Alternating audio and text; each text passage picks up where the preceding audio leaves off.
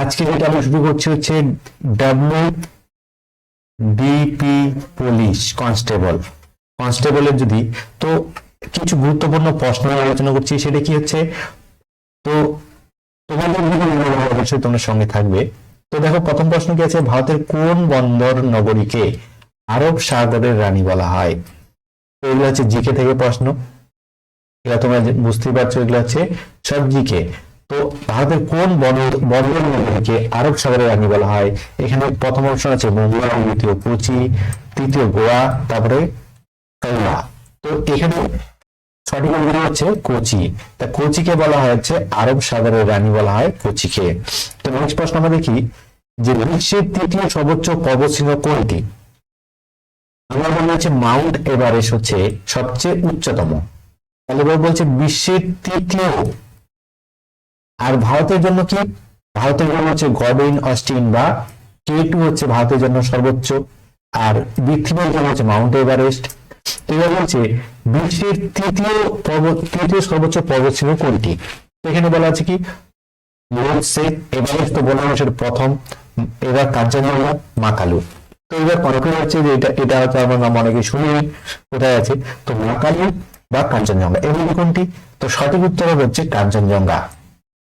কাঞ্চনজঙ্ঘা হচ্ছে বিশ্বের তৃতীয় সর্বোচ্চ পর্বতশৃঙ্গ। এরপরে আসি যে কাঞ্চনজঙ্ঘা কোথায় অবস্থিত। তাহলে এই যে কাঞ্চনজঙ্ঘা বললাম বিশ্বের তৃতীয় বৃহত্তম পর্বতশৃঙ্গ, সেটা হচ্ছে কোথায় অবস্থিত? তো কোথায় অবস্থিত কি বলছে? নেপাল চীন সীমান্তে, বি হচ্ছে ভারত নেপাল সীমান্তে, ভারত সিকিম নেপাল সীমান্তে, হচ্ছে ভারত হিমাচল ও পাকিস্তান সীমান্তে, না ভারত উত্তরাখণ্ড ও চীন সীমান্তে। তো সঠিক উত্তর কোনটি? সঠিক উত্তর হচ্ছে ভারত সিকিম নেপাল সীমান্তে। কারণ কি দার্জিলিং সেখানে আমরা কাঞ্চনজঙ্ঘা দেখতে পাই। দার্জিলিং থেকে আমরা হচ্ছে কাঞ্চনজঙ্ঘা দেখতে পাই, সেটা কোথায় অবস্থিত? ভারত সিকিম ও নেপাল সীমান্তে অবস্থিত হচ্ছে কাঞ্চনজঙ্ঘা। তো পরের প্রশ্ন হচ্ছে, পরের প্রশ্ন বলছে যে প্রথম বৌদ্ধ সংঘ কোন রাজ্যের শাসনামলে অনুষ্ঠিত হয়েছিল? মানে কোন রাজার শাসনামলে হচ্ছে প্রথম বৌদ্ধ সংহতি হয়েছিল? তো প্রথম অপশন কি হয়েছে? অশোক, দ্বিতীয় হচ্ছে অজাতশত্রু, বিম্বিসার, কনিষ্ক। তাহলে সঠিক উত্তর কি হবে? সঠিক উত্তর হবে হচ্ছে অজাতশত্রু। অজাতশত্রু আমলে কিন্তু প্রথম বৌদ্ধ সংহতি অনুষ্ঠিত হয়েছিল। পরের প্রশ্ন দেবো, এখানে বলছে চাণক্যের অপর নাম কি? তাহলে চাণক্য সম্বন্ধে তোমরা জানো, চাণক্যকে, চাণক্য হচ্ছে রাজা চন্দ্রগুপ্তকে যে হচ্ছে রাজা বানিয়েছিল, রাজা ধননন্দকে পরাজয় করে তার সাম্রাজ্যকে ধ্বংস করে, সে হচ্ছে চাণক্য। এই চাণক্যের অপর নাম কি ছিল?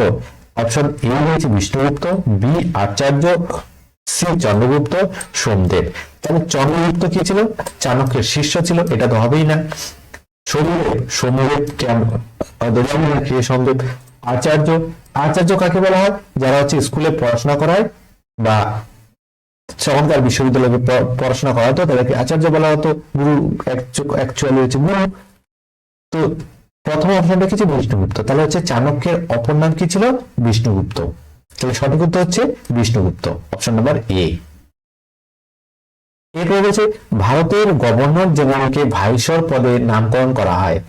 এই বলছে ভারতের গভর্নরকে ভাইসরয় পদে নামকরণ করা হয়। তাহলে ভাইসর শব্দের অর্থ কি? এই যে ভাইসর শব্দ, এর অর্থ কি? এক নম্বর অপশন থেকে রাজপ্রতিনিধি, প্রধান, রাজসভার সদস্য ও সাময়িক শাসক। তাহলে এখানে কি হবে হচ্ছে প্রধান বা সদস্য কোনটা? এখানে সঠিক উত্তর হয়ে যাবে হচ্ছে রাজপ্রতিনিধি। ভাইসর কথার অর্থ হচ্ছে রাজপ্রতিনিধি। নেক্সট দেখি আমরা হচ্ছে কি ভারতের সংবিধানে ধর্মনিরপেক্ষ বা সেকুলার শব্দটি কোন সংশোধনীর মাধ্যমে যুক্ত হয়েছিল? তাহলে সেকুলার বা ধর্মনিরপেক্ষ এটা কোন সংশোধনীর মাধ্যমে যুক্ত হয়েছিল? এটা যুক্ত হয়েছিল হচ্ছে 42তম সংশোধনীতে, অপশন নাম্বার সি। এটা সঠিক উত্তর হয়ে যাবে 42তম সংশোধনীতে। পরের প্রশ্ন দেখি আমরা হচ্ছে ভারতীয় সংবিধানের বর্তমানে মোট কয়টি মৌলিক অধিকার?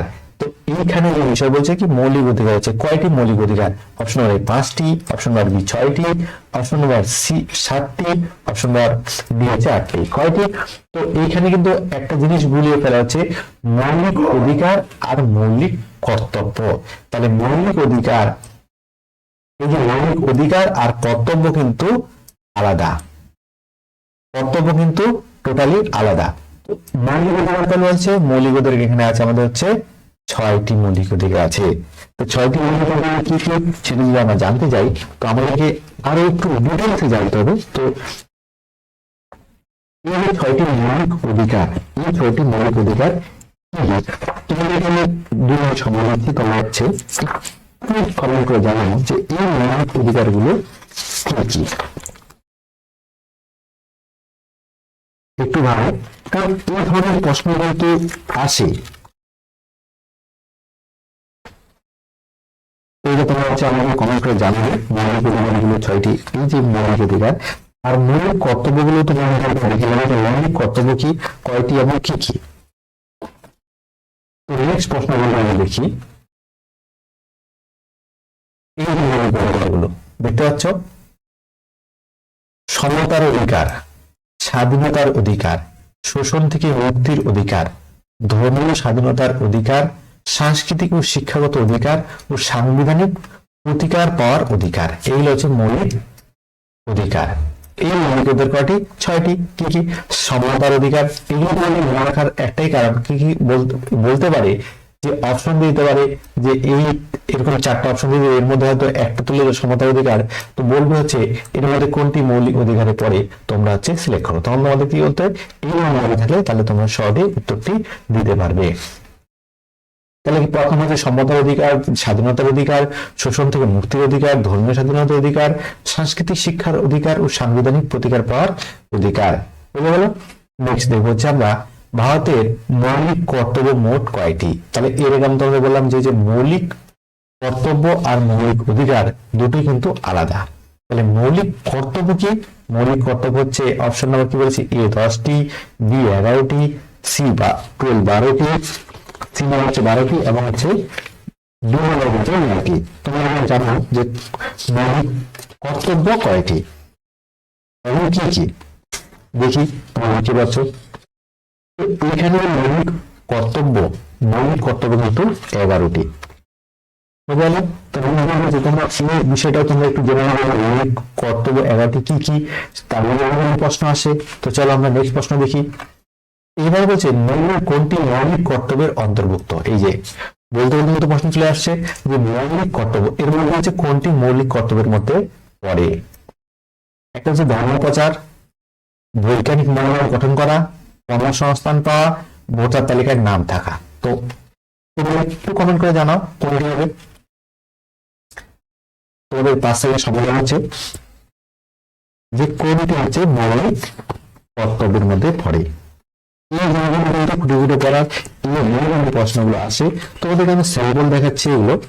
তো তোমরা ডিটেলসে যখন পড়বে বা তোমরা যখন ভিডিওটি সাবস্ক্রাইব করো বা কমেন্ট করো বেশি বেশি করে, তাহলে তোমাদের জন্য এরকম নতুন নতুন প্রশ্ন কিন্তু নতুন করে নিয়ে আসবো আর অনেকগুলো। তো এখানে অপশন নাম্বার বৈজ্ঞানিক মনোভাব গঠন করা, এটা হচ্ছে মৌলিক কর্তব্যের মধ্যে পড়ে। বৈজ্ঞানিক মনোভাব গঠন করা। অনেকে হয়তো বলছো ভোটার তালিকার নাম থাকা, না, এখানে হচ্ছে অপশন নাম্বার বি হচ্ছে সঠিক। তোমরা ডিটেলসে জানতে হয় তো অবশ্যই আমাকে কমেন্ট করে জানাও, তোমাদের হচ্ছে বলে দেবো ডিটেলসে। তো পরেরটা দেখবো আমরা হচ্ছে প্রাচ্য পাশ্চাত্য বইটি লেখক কে। প্রাচ্য ও পাশ্চাত্য বইটির লেখক কে? প্রাচ্য পাশ্চাত্য বইটির লেখক হচ্ছে স্বামী বিবেকানন্দ। প্রাচ্য পাশ্চাত্য বইটির লেখক হচ্ছে স্বামী বিবেকানন্দ। এই প্রাচ্য পাশ্চাত্য মানে কি? ভারত, এখানে কি বলছে, ভারত এন্ড হচ্ছে পশ্চিম দেশ, এটা হচ্ছে পাশ্চাত্য। এই বইটির লেখক হচ্ছে স্বামী বিবেকানন্দ। এবারে বলেছে পথের দাবি উপন্যাসটি কার লেখা। পথের দাবি উপন্যাস কার লেখা? অপশন নাম্বার কি বলছে, রবীন্দ্রনাথ ঠাকুর, শরৎচন্দ্র চট্টোপাধ্যায়, বঙ্কিমচন্দ্র চট্টোপাধ্যায় ও মানিক বন্দ্যোপাধ্যায়। তো সঠিক অপশন কি হবে? সঠিক অপশন হচ্ছে বঙ্কিমচন্দ্র চট্টোপাধ্যায়। পথের দাবি লেখা হচ্ছে বঙ্কিমচন্দ্র চট্টোপাধ্যায়। নেক্সট দেখবো হচ্ছে আমরা হুসেন সাগর ঝিল কোথায় অবস্থিত। তাহলে হুসেন সাগর ঝিল কোথায় অবস্থিত? তা হুসেন সাগর ঝিল কি অপশন নাম্বার কি বলছে? এ মুম্বাই, বি হায়দ্রাবাদ, সি হচ্ছে কলম্বো, ডি হচ্ছে কলকাতা। তা হুসেন সাগর ঝিলটা কোথায় অবস্থিত? হুসেন সাগর ঝিল অবস্থিত হচ্ছে হায়দ্রাবাদে। তো আজকের জন্য এই পর্যন্তই, দেখা হবে পরের ভিডিওতে। যদি ভিডিওটি তোমাদের একটু ইনফরমেটিভ মনে হয় তাহলে চ্যানেলকে অবশ্যই সাবস্ক্রাইব করে রাখবে এরকম ভিডিও পাওয়ার জন্য। তো তোমাদের একটি লাইক, একটি কমেন্ট কিন্তু আমাকে উৎসাহিত করবে এরকম নতুন নতুন ভিডিওর বানানোর জন্য। তো আজকের ভিডিও দেখার পরে, জয় হিন্দ, জয় ভারত।